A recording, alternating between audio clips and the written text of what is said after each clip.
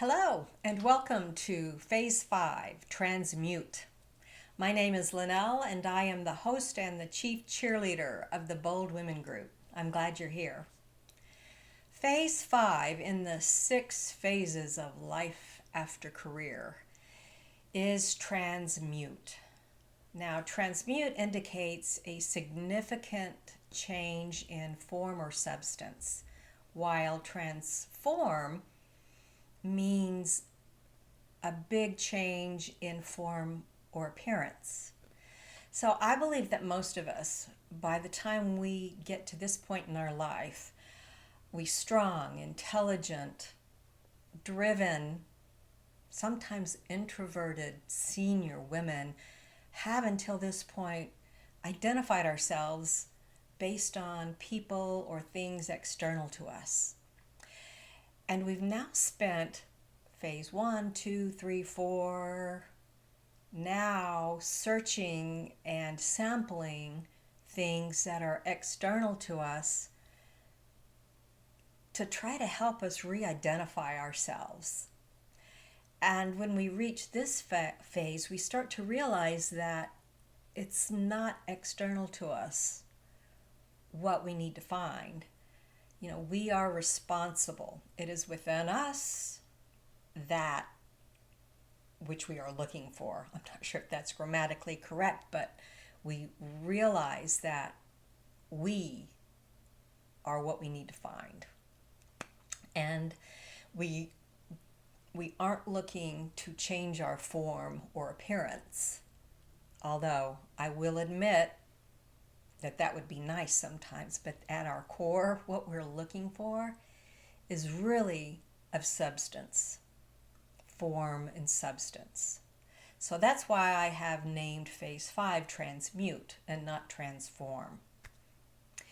So after the frustration and the disappointment and the sadness and maybe depression of this 2, 3, 4 phase loop, any relief is refreshing and uplifting, right?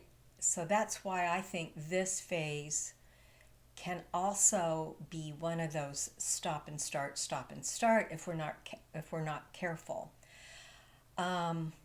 Like anything, we want to get rid of the pain, we want to feel better, we don't necessarily want the change, right? So your knees are killing you, you opt for a knee brace and extra strength Advil when what really needs to happen is you need to lose the 30 pounds and you need to eat better, right? You need to eat better and work out a little bit more. You need to change your physical habits. You're spending a whole lot of time alone. You need to get out more. You have an invitation from the ladies in the neighborhood to play bunco every other week. It's not exactly something you enjoy, but you accept because it gets you out of the house. The conversations are superficial. When there is anything of meaning that's discussed, the views and the positions that are shared are so diametrically opposed with your views and your positions. It's everything you can do to keep your mouth shut, but you keep going. It's a path of least resistance, right? You need to get out of the house, and this is your outlet.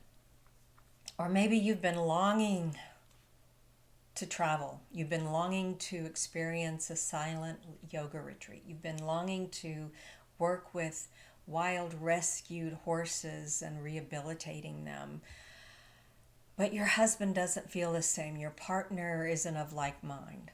And you don't feel comfortable spending the money on yourself. You don't feel comfortable spending the time away from your partner. You don't feel that the experience would be as meaningful if you didn't have your partner to share it with. So you find yourself shopping a lot more. You find yourself searching online, going through YouTube videos, drinking a few too many cocktails a few too many days in the week. But it helps you lift that feeling of heaviness, that feeling of lacking, of longing, not being able to get out of your self. And at the time, it's at that point where you are able to acknowledge where that heaviness is coming from and what it is that you have to do, that you are entering phase 5. Now, before I go any further, I do want to say I'm not a licensed psychologist or therapist or counselor, and sometimes you need that professional help, and there's no crime in that. There's no shame in that at all. That's not who I am. And with that being said, I do believe that we all have the ability to change far more than our physical appearance. I do believe that we have the ability to change ourselves at the emotional, neurological, cellular level if we admit it, if we believe it, if we learn how, and if we practice, right? So I also believe that there are some things that we want to change that will require more than we're willing to give or to go through. And I understand that as well. But it's the fact that we acknowledge and that we are aware of why we are feeling the way we're feeling and what needs to change. Just that awareness and that conscious decision to not change something is important change. And that awareness is the most important and the first change that we all have to make. Now, making that decision to not change takes you from being unconscious and just reacting to the sensations and the sadness and the discomfort in a way that will lessen that, to making a conscious decision to not change, right? I think that is one of the most difficult changes, one of the most difficult things for a lot of us, is to admit what we know we need to do and to consciously say, I am not willing to do that yet.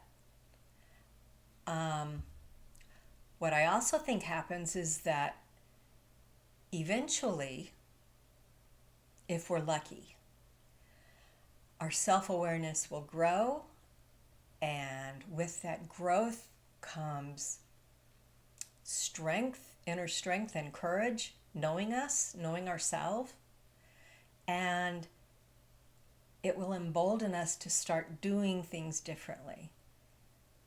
It may be many, many M-I-N-I steps, not M-A-N-Y, but tiny steps, doing things differently over time that will lead to bigger steps, more understanding, more awareness, which can change how people react to us, which can change what we're willing to do, the steps we're willing to take.